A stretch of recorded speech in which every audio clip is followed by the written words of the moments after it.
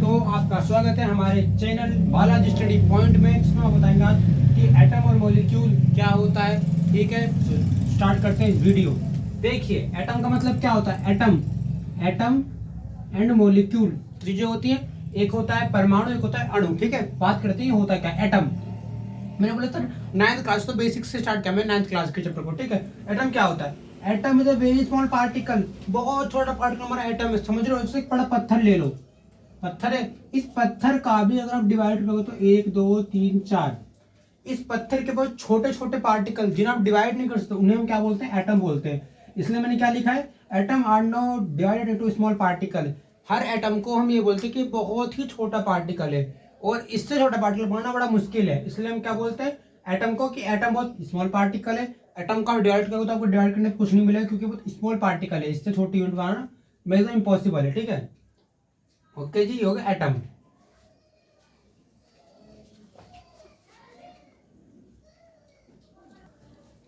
देखिए, what is atomic mass. Atomic mass क्या होता है समझते हैं। Atomic mass through find number of molecule participate in reaction. Atomic mass क्या होता है, द्रव्यमान है। अगर हम बात करें किस द्रव्यमान, द्रव्यमान होता है क्या, कोई वेट हो सकता है जो वो कैरी कर रहा है केजी के फॉर्म में। ठीक है, तो वो वेट क्या बताएगा, कितने नंबर ऑफ मॉलिक्यूल। क्योंकि अगर हम बात करते हैं द्रव्यमान की, मास की, तो द्रव्यमान क्या होता है, बड़े पार्टिकल। क्योंकि द्रव्यमान में क्या बहुत ज्यादा स्थान की बात की जाती है, तो इसमें क्या होता है कि नंबर ऑफ मॉलिक्यूल की बात करता है। इसलिए मैं क्या लिखता हूँ कि एटॉमिक मास का होता है कि atomic mass through find, atomic mass के थ्रू क्या करते हैं, फाइंड करते हैं कि कितने मॉलिक्यूल पार्टिसिपेट कर रिएक्शन के अंदर। सपोज करो इस टर्म को डाल्टन ने दिया था। डाल्टन ने क्या कहा था कि डाल्टन ने पहली बार अपने सिद्धांत, जिसमें उन्होंने अपना मॉडल दिया था, डाल्टन ने अपना मॉडल, जिसमें उन्होंने परमाणु को बताया था क्लास 11 टॉपिक में, वहां से हम शुरुआत करें तो डाल्टन क्या बोलते हैं कि जो एटॉमिक मास है वो क्या बता रहा है, एटॉमिक मास में ये बता रहा है कि कितने मॉलिक्यूल। एटॉमिक मास क्या है, बहुत सारे एलिमेंट है, मतलब एटम में बहुत सारे एटम है जिनसे एटॉमिक मास बन रहा है। ठीक है, स्पेस किया जा रहा है, तो जितने एटम भाग ले रहे हैं उन सबकी एक वैल्यू है, तो उनका एक मास है, उसी को उन्होंने एटॉमिक मास कहा है। तो इसे डाल्टन ने दिया था, और डाल्टन ने क्या बताया कि यही वैल्यू बता दें कितने मॉलिक्यूल भाग ले रहे रिएक्शन के अंदर। सपोज कार्बन का नंबर 6, तो 6 का दूना 12। 12 का मतलब क्या है कि जो 12 है ये क्या बता रहा है कि किसी कार्बन मॉलिक्यूल में नंबर ऑफ मॉलिक्यूल कितने हो सकते हैं, मैक्सिमम 12 हो सकते हैं। और ये 12 नंबर क्या शो करता है, 12 नंबर में ये बता रहा है कि भाई कार्बन के पास 12 मॉलिक्यूल है, और ये 12 मॉलिक्यूल किसी भी रिएक्शन भाग लेंगे तो इक्वल भाग लेंगे। तो ये क्या, यही एटॉमिक मास के लिए मैं क्या लिखा, number of molecule participate in reaction. यानी कि इसका एटॉमिक मास में क्या बता रहा है कि इस कार्बन के अंदर 12 मॉलिक्यूल भाग ले रहे हैं, कि कोई भी रिएक्शन में कार्बन क्या होगा, 12 मॉलिक्यूल भाग लेंगे। ठीक है, और अगर रिएक्शन स्पेसिफाई है तो उस रिएक्शन के लिए 44 ग्राम कार्बन हो सकता है, 50 ग्राम कार्बन हो सकता है। ठीक है, बाकी अगर रिएक्शन स्पेसिफाई नहीं है तो उसके लिए कार्बन 12 ही रहेगा। ठीक है, your atomic mass, number of molecule participate in the reaction. ठीक है भाई, और सिंपल टॉपिक समझो, तो बेसिक टॉपिक है, पूरा 9th का बेसिक टॉपिक है, जो 9th 10th 11th हर जगह काम आएगा। ठीक है, एटॉमिक मास ये हो गया, number of molecule participate in the reaction. Dalton ने इस टर्म को दिया था, कार्बन का एटॉमिक नंबर 6 है तो मास 12 हो जाएगा, क्योंकि कार्बन हमारा ज्ञात में, इसका एटॉमिक मास कुछ नंबर है, कुछ एलिमेंट ऐसे जिनके साइंटिस्ट एटॉमिक नंबर ज्ञात कर चुके हैं, उसका साइंटिस्ट क्या कर चुका है, एटॉमिक नंबर ज्ञात नहीं कर चुके, इसलिए हम उन्हें अज्ञात के 2 से मल्टीप्लाई कर। जैसे कार्बन का एटॉमिक नंबर 6, तो 6 को मल्टीप्लाई 2 से कर दो, क्या मिल गया, 12 मिल गया। क्या मिल गया, 12 मिल गया। ठीक है भाई, okay.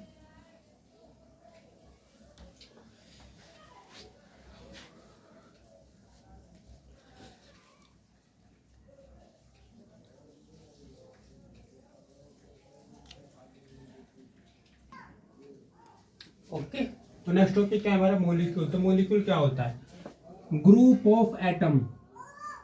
Group of atom, group of atom हमारा मॉलिक्यूल बनाना, क्योंकि मॉलिक्यूल का है बड़ा अणु है। अगर एक बड़ा पार्टिकल बनाना है तो छोटे पार्टिकल को बनाना पड़ेगा, और छोटे पार्टिकल का हमारे एटम होते हैं, तो छोटे पार्टिकल हमारे एटम है, और वही एटम क्या करेंगे, मॉलिक्यूल बनाएंगे। सोचिए इतना बेसिक लेवल से पढ़ा रहे हैं आपको कि हर छोटे एटम से क्या बन रहा है, मॉलिक्यूल बन रहा है। तो ये जो छोटे छोटे एटम है, 1 2 3 4 5 6, ये क्या बना रहे हैं, एक मॉलिक्यूल बना रहे हैं, जो मॉलिक्यूल इतना बड़ा होगा।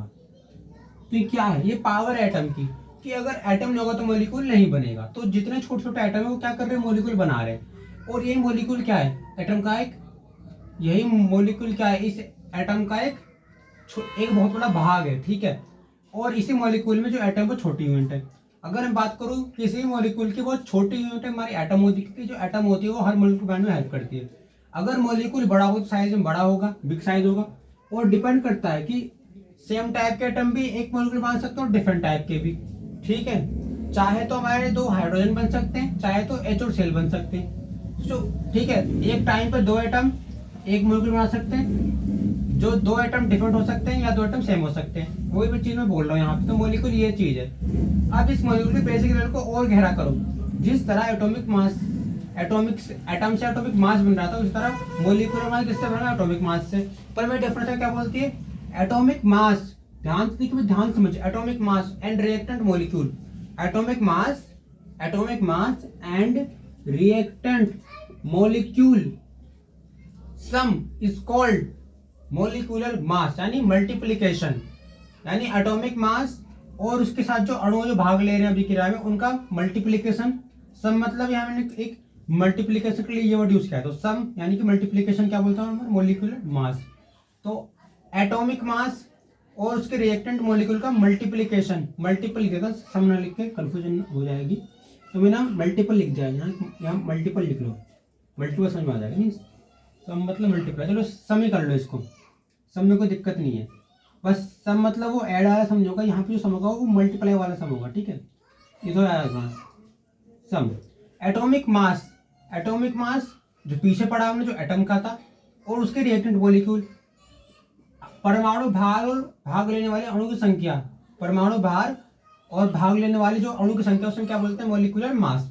अब फाइंड कैसे करते हैं? जैसे HCl देखो, HCl का क्या है? एटॉमिक मास, एटॉमिक नंबर भी 1 है, एटॉम मतलब HCl में जो H उसका एटॉमिक मास 1 है, अणु 1 है, तो 1 × 1 1 होगा। Cl 35.5 है, अणु 1 है, 35.5 होगा, जोड़ कर दो 36.5 हो जाएगा। यही मॉलिक्यूल है, छोटे छोटे एटम तो मॉलिक्यूल बना रहे हैं और ये साइज में भी बड़े हो रहे हैं। कितना बेसिक लेवल है। मॉलिक्यूलर मास क्या होता है? एटॉमिक मास और उसके साथ के जो अणु है जो भाग ले रहे हैं अभिक्रिया में, तो जो एटॉमिक मास है और भाग लेने वाले अणु, उन दोनों का जो मल्टीप्लाई है, जो सम है, सम मतलब मल्टीप्लाई, वो क्या हो जाएगा? मॉलिक्यूलर मास हो जाएगा, ठीक है। ये है डेफिनेशन के वाइज, ठीक है भाई, यही है। अब मैं बताऊंगा मॉलिक्यूलर मास कैसे निकालते हैं, इसे निकालने का तरीका क्या है, HCl कैसे बनता है, H2SO4 कैसे बनता है, वो बताऊंगा, ठीक है भाई। बहुत बेसिक लेवल से 9th का सिलेबस स्टार्ट किया मैंने, बहुत बेसिक लेवल से, समझ लो, इतना बेसिक लेवल कि आपको हर चीज बताई जा रही है छोटे से बड़े लेवल पे, ठीक है। और ये चैनल आपको हेल्प करेगा, गाइडेंस देगा आगे बढ़ने के लिए भी, सो हमारे चैनल को सपोर्ट जरूर करें। तो देखते हैं नेक्स्ट टॉपिक हमारा पढ़ रहा है मॉलिक्यूलर मास कैसे फाइंड करें। अब ये देखिए, अब मैं बताता हूँ कि ये HCl बनता कैसे, फिर हम इनका मॉलिक्यूलर मास निकालना सीखेंगे, ठीक है। सिंपल HCl कैसे बनाना है, देखो सबसे पहले देखो एटम किस टाइप का है। H हमारा पॉजिटिव है, हाइड्रोजन है, H हमारा पॉजिटिव हाइड्रोजन है। अभी जो पॉजिटिव H है, जो पॉजिटिव H है, ये पॉजिटिव H Cl माइनस है, यानी पॉजिटिव एक माइनस है, तो चार्ज का आपस में रिप्लेसमेंट होगा, चार्ज रिप्लेस होगा तो क्या हो जाएगा? Cl जो माइनस है वो प्लस लेगा, यानी ये अट्रैक्शन एक टाइप का। और हर मॉलिक्यूलर अट्रैक्शन नेगेटिव और पॉजिटिव की तरफ पड़ता है, पॉजिटिव नेगेटिव की तरफ पड़ता है। Cl माइनस है, तो माइनस क्या करेगा? ये करेगा इसके अप्रोच के प्लस को खींच लूँ, तो प्लस को खींच लेगा तो Cl प्लस हो जाएगा, H माइनस हो जाएगा, तो HCl बन जाएगा। और जब ये तोड़ोगे तो तोड़ने के टाइम ये फिर रिप्लेस हो जाएगा और ion H plus Cl minus कर देगा। तो जो ये होता है कि हर मॉलिक्यूल के पास अट्रैक्शन की पावर है, जिस कारण ये माइनस प्लस के पास जाता है, प्लस आता है माइनस के पास, ठीक है। इतना आ गया। अब बात करते हैं तो H2SO4 में है क्या, बात करते हैं। वो हमारा स्ट्रॉन्ग ऑक्सीडाइजिंग एजेंट है, तोड़ते तो टूट जाता है। अब बताऊंगा, अब हमें ऑक्सीडाइजिंग एजेंट तक नहीं बढ़ना, हमें समझना है कि कर क्या रहा है। तो मैंने H2SO4 बनाना है, तो कैसे बनाऊंगा? पहले मैं लिखूंगा H की वैलेंसी। अगर मेरे पास H2SO4 है तो क्या है? इसके पास +2 हो गया, इसके पास -2 हो गया, तो मैंने H के जैसे लिखी, उसकी वैलेंसी +2, SO4 की लिखी -2, तो H की +2, SO4 की -2, H की +2, SO4 की -2, ठीक है। अब क्या है? H की क्या है हमारी +2, SO4 की क्या है -2। अगर H की +2 और SO4 की -2, तो इसका मतलब क्या है? वैल्यूज चेंज होंगी। जहाँ वैल्यूज चेंज हो तो क्या होगा? SO4 माइनस है, माइनस क्या बोलेगा? माइनस अट्रैक्शन करेगा, तो अट्रैक्शन से क्या होगा कि पास आएंगे, माइनस प्लस के पास आएगा, तो H4 प्लस हो गया और H2 माइनस हो गया, तो H2SO4 बन गया। और जैसे तोड़ोगे तो तोड़ने के बाद फिर रिप्लेस हो जाएंगे आपस में ये आयन, ठीक है। बात करो सर इनके आयन पता कैसे करते हैं, तरीका क्या है? जैसे सोडियम की बात करें, सोडियम का एटॉमिक मास 11 है, तो आपने पढ़ रखा है, अगर आप 9th 10th में अभी आए हैं तो आपको पता होना चाहिए, आपको पता होगा कि जो एटॉमिक मास है वो हम कई तरीके से होता है, प्रिंसिपल। अब वो प्रिंसिपल क्या बोलता है, एसपीडीएफ के बेस पे निकालना, एक होता है डायरेक्ट निकालना, डायरेक्ट निकालने कुछ लोग दो तरीके होते हैं। अब डायरेक्ट में क्या होता है कि 2 8 1 हर एसपीडीएफ के अपने सेल का नंबर लिख दिया। अब मेरे पास सोडियम का आप डायरेक्ट कैसे निकाल सकते हैं, 2 8 1। आपको ये नहीं करना कि 2 8 1 लिखते ही कहीं 2 8 3 होना चाहिए, और 2 8 3 होती एटॉमिक नंबर से ज्यादा होगा कॉन्फ़िगरेशन हमेशा एटॉमिक नंबर के बराबर होना चाहिए। तो कॉन्फ़िगरेशन 2 8 और 1 11। अभी एक एटम, अब मैंने क्या बोला, कॉन्फ़िगरेशन और एटॉमिक मास इक्वल अमाउंट में काम कर रहे हैं, भूल समझिए। कॉन्फ़िगरेशन ये, एटॉमिक मास ये, 2 8 1 10, ये 11, 2 8 10 और 1 11 और 11, तो इक्वल हो गया ना अमाउंट। और अगर इक्वल है तो जिसके लास्ट में जिसे एटम के लास्ट में 1 आ रहा है, 2 आ रहा है, 3 आ रहा है, वो दाता है, यानी कि वो इलेक्ट्रॉन देंगे, वो प्लस वाले चार्ज है। जो 4 हैं 5 हैं वो माइनस होंगे। तो हर एटम में क्या होता है, सोडियम ले लो, मैग्नीशियम ले लो, सिलिकेट ले लो, जिंक ले लो, हर एटम में क्या है, हर एटम में खास बात ये है कि जो एटम लास्ट सेल में लास्ट कक्षक में जितना चार्ज लिए बैठेगा, +1 +2 +3, जो चार्ज 1 2 3 वो प्लस वाला है और जो बाकी वो माइनस वाला है, वो ये इसमें, ठीक है। ये हो गया मोलिकुलर मास। ये भी निकालते कैसे हैं भाई, मोलिकुलर मास निकालना भी तो आना चाहिए। तो हमने मोलिकुलर मास को हमने पता कर लिया कि HCl क्यों, H2SO4 क्यों है। अब बात करते सर ये करते कैसे, कुछ और सवाल होगा सर, इतना तो हम समझ गए, पर औरों को कैसे निकालेंगे। आप तो कुछ इजी ले जा रहे हो, हार्ट इससे भी कुछ अलग बताओ। अगर आप इससे भी अलग कुछ जानना चाह रहे हो तो मैं आपको और बताता हूँ मोलिकुलर मास के ये तरीके, और पर लागू कर सकता हूँ हर मोलिक्यूल पे, जो जिसका हम निकाल सकते हैं। सपोज को मुझे निकालना है तो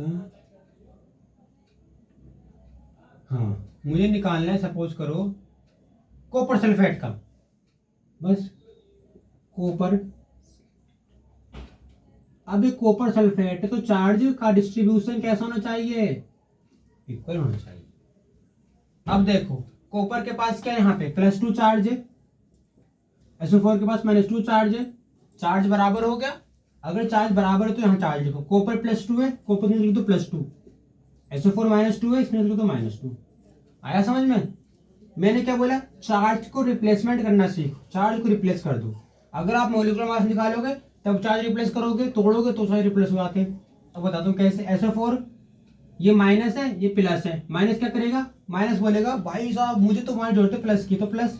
माइनस क्या बोलेगा, माइनस बोलेगा प्लस से, यार मुझे तो बहुत जरूरत है तुम्हारी, मैं तो रह नहीं सकता। तो माइनस क्या बोलेगा, माइनस के पास आया, ऐसे अट्रैक्शन होगा, तो क्या होगा अट्रैक्शन से, SO4 -2 हो जाएगा, कॉपर SO4 जो -2 +2 बनाएगा, जिससे क्या होगा, अट्रैक्शन होगा, खिंचाव होगा इनके बीच, अट्रैक्शन ये अट्रैक्ट करने की कोशिश करेगा, तो क्या होगा, डिस्टेंस बढ़ेगी और इनकी जो फोर्स है वो बढ़ना शुरू हो जाएगी, बीच की इंटरन्यूक्लियर फोर्स बढ़ना शुरू हो जाएगी इनके बीच की। अब फोर्स बढ़ना शुरू होगी तो ये अच्छे से अट्रैक्शन शो कर पाएंगे। तो कॉपर +2 SO4 -2, तो ये SO4 -2 चलेगा +2 के पास, तो ये SO4 क्या हो गया प्लस और कॉपर माइनस से प्लस, ठीक है। अब तोड़ने पे फिर आयन रिप्लेस हो जाएंगे, कैसे, जो हमारा SO4 प्लस है वो माइनस में हो जाएगा और कॉपर प्लस में हो जाएगा, माइनस से रिप्लेसमेंट चलता रहेगा। तो ये चीजें जो है ना हर एक एटम पे लागू होती है। चाहे आप सोडियम कार्बोनेट ही ले लो, Na2CO3 ले लो, इसमें देखो इसके पास -2 चार्ज है, CO3 के पास, इसके पास +2 चार्ज है। जब ट्रांसफर होगा तो क्या होगा, CO3 क्या बोलेगा, CO3 जो है सोडियम के प्लस चार्ज को लेने की कोशिश करेगा, तो ये क्या हो जाएगा, -2 हो जाएगा, ये +2 से -2 हो जाएगा, और तोड़ने के टाइम फिर ये हो जाएंगे रिप्लेस आयन, ठीक है।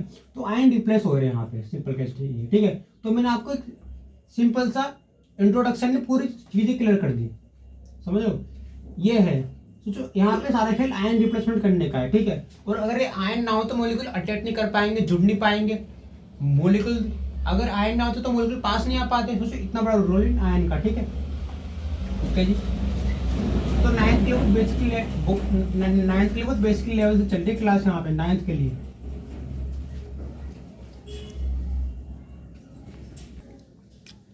अब बात करते हैं कि मोलिक्यूलर मास को कैलकुलेट कैसे करते हैं। पहला मोलिक्यूलर मास कैलकुलेट करना सीखते हैं। पहले मैंने बोला सोडियम कार्बोनेट, ये हमारा बेस है जिसे हम यूज करते हैं, कुछ लोग से यूज करते हैं सोडियम कार्बोनेट को, धातु सोडा वगैरह में यूज करते हैं, ठीक है। तो ये क्या मतलब एक का बेस होता है सोडियम कार्बोनेट। अगर ये बेस है तो मैं अभी से इतना गहराई से पढ़ना नहीं है, अभी हम पढ़ते हैं कि इसका मॉलिक्यूलर मास कैसे निकालते हैं। सोडियम का जो एटॉमिक मास है वो ज्ञात में 23 है, वो ज्ञात में अणु कितने 2 हैं, तो 23 का 2 से मल्टीप्लाई करो तो कितने होगा 23 × 2 46 प्लस कार्बन 6 का 2 12, ठीक है। तो ये एटॉमिक मास है, अणु केवल एक, कुछ तो हमने एक मान लिया तो 12 × 1 12 प्लस कार्बन ऑक्सीजन हमारा 8 है, एटॉमिक नंबर 8 का 2 16, क्योंकि 8 का 2 16 क्योंकि ये भी हमारा ज्ञात में, तो 16 × 3 48, तो 46 + 60 106 यूनिफाइड, ठीक है। और ये आगे इसी तरह सोडियम का आप कार्बन का आप निकाल सकते हो 23 ज्ञात में, तो 1 से मल्टीप्लाई करो प्लस 1, क्योंकि हाइड्रोजन का एटॉमिक मास ही 1 है और नंबर ऑफ मॉलिक्यूल 1 है। 6 का 2 12 प्लस 16 × 3 48, तो 84.5। तो छोटी छोटी चीजें जो हम निकाल सकते हैं। तो आप इस यहाँ से बेसिक स्ट्रॉन्ग कीजिए अपना। मैं आपको यहाँ कुछ मोलिकुलर मास और एटॉमिक नंबर लिखवा देता हूँ। वैसे आपको एटॉमिक नंबर तो सबको याद होंगे ना, एटॉमिक नंबर तो सबको याद ही होते हैं। एटॉमिक नंबर तो आप याद कर लोगे, पर आप मोलिकुलर मास निकालने में बहुत अच्छे से आना चाहिए। चलो फिर देखते हैं कि मैं कुछ इसमें लास्ट में कुछ लिखा देता हूँ ताकि आपके लिए टॉपिक इजी बन सके।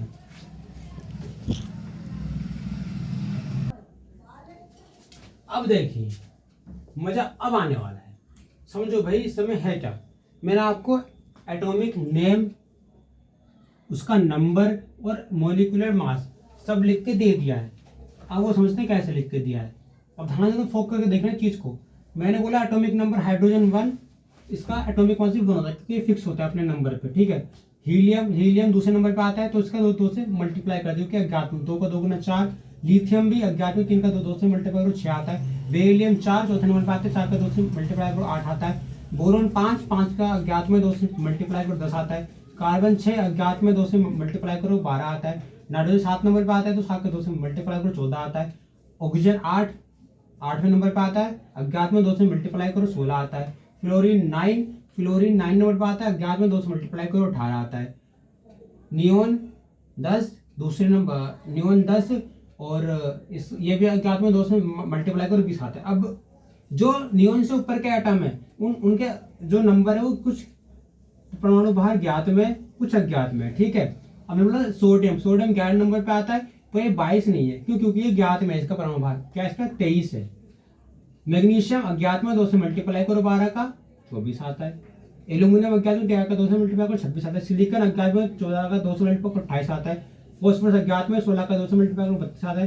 क्लोरीन अज्ञात में 17 का 2 से मल्टीप्लाई करो 34 मत लिखना कभी जिंदगी में, क्योंकि क्लोरीन का भी जो परमाणु भार है वो ज्ञात में, कैसे 35.5, ठीक है।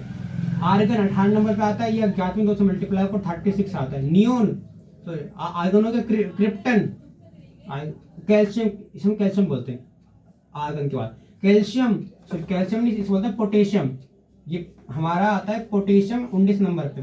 अब एक बात याद रखना, पोटेशियम को तुम कभी ये सोचो कि यार इसका 2 से मल्टीप्लाई करो, तो नहीं, पोटेशियम का भी परमाणु भार ज्ञात में है, मतलब ज्ञात में तो 39 हो जाएगा, तो 19 × 2 39 आना चाहिए। और कैल्शियम का ज्ञात में तो 20 का 2 से मल्टीप्लाई करो 40 आता है। मैंने आपको 20 तक के नंबर के सारे एटॉमिक नंबर, एटॉमिक मास लिखवा दिए। 30 तक इंपोर्टेंट है, पर आप 20 तक कैलकुलेट लीजिए, 20 तक काफी बहुत जाएगी पढ़ते पढ़ते भी, ठीक है। तो अब ये केमिस्ट्री बहुत इजी बनने वाली। सो अब आज के बस इतना ही। बाकी मैं आपसे नेक्स्ट वीडियो में मिलूंगा ये इन टॉपिकों को लेकर, क्योंकि कल 9th या 10th 11th 12th कोई क्लास ले सकता हूँ मैं, तो आप वो जरूर अटेंड करें और इस चैनल को सपोर्ट करें, क्योंकि हम आपके सपोर्ट के लिए खड़े हुए हैं, और मतलब हम आपको सपोर्ट देने के लिए खड़े हुए हैं कि आप अच्छे से पढ़ सकें। और इस चैनल को सपोर्ट दे के आप आने वाले जो बच्चे हैं जो पढ़ नहीं पा रहे उनके लिए आप एक चैनल ग्रो करें, ताकि वो भी इससे वीडियो देख सके और पढ़ सके, ठीक है। सो चैनल को आगे बढ़ाएं और अच्छे कंटेंट के लिए मैं जरूर सब्सक्राइब कर लें और लाइक जरूर करें और कमेंट जरूर करें। आज के लिए बस इतना, बाकी कल मिलते हैं नेक्स्ट टॉपिक को लेके। 9th क्लास के 2nd और 3rd चैप्टर में इस समय करा चुका हूँ, ठीक है। नेक्स्ट डे मिलते हैं, थैंक यू।